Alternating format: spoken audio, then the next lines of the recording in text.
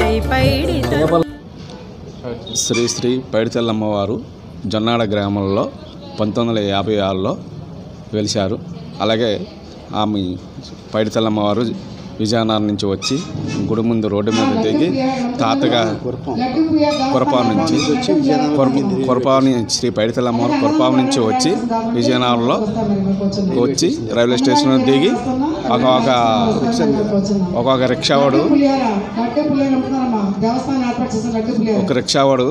విజయనగరం తీసుకొచ్చి ఓ 10 రూపాయలు ఇచ్చి వెనక చూడకంటే వెళ్ళిపోయి ఆ రిక్షావాడు చెప్పేసి అమ్మవారు మా తాతగారి కళ్ళలో కంది అప్పలస్వామి తాతగారు కళ్ళలోకి వెళ్ళి ఇలాగ నేను విజయనగరం నుంచి వచ్చాను అంటే అప్పుడు తాతగారు కంది అప్పలస్వామి గారు ఊర్లో చాటింపేసి అప్పుడు గుడి జొన్నాడ గ్రామంలో స్థాపించారు 1956. ఫస్ట్ తాతగారు పూజారిగా చేసేవారు.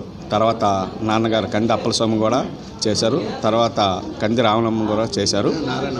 నారాయణ చెప్పాను. ఇప్పుడు నేను కంది రమణ ఆసాదిగా నేను కూడా చేస్తున్నాను. చుట్టుపక్కల 15-20 గ్రామాల నుండి ఈ పైడితల్లమ్మ జాతరను అట్టాసంగా మొక్కుబడులతో కోతులతో అన్ని విధాలుగా అట్టాసంగా ఈ 3 రోజుల కార్యక్రమం నిర్వహిస్తారు. అలాగే ఈ 3 రోజుల కార్యక్రమాలు కూడా సోమ మంగళ బుధ సోమవారం అమ్మవారి మొక్కుబడిగా భాగవతం పెడతారు. రెండో రోజు డ్యాన్స్ బేబ్ డ్యాన్స్ ప్లస్ 3వ రోజు రేలారి డ్యాన్స్ బేబ్ డ్యాన్స్ చాలా హట్టాసంగా కార్యక్రమాలు పెడతారు. దగ్గర 1,20,000 మంది జనాభా ఇచ్చి ఘనంగా ఈ పండుగను నిర్వహిస్తారు. ప్రతి ఒక్క సంవత్సరము భీష్మ ఏకాదశి మరుసటి సోమవారం మంగళవారం బుధవారాలలో ఈ పండుగ నిర్ణయిస్తారు. ఇట్లు ఆసాది కందిరమ్మ.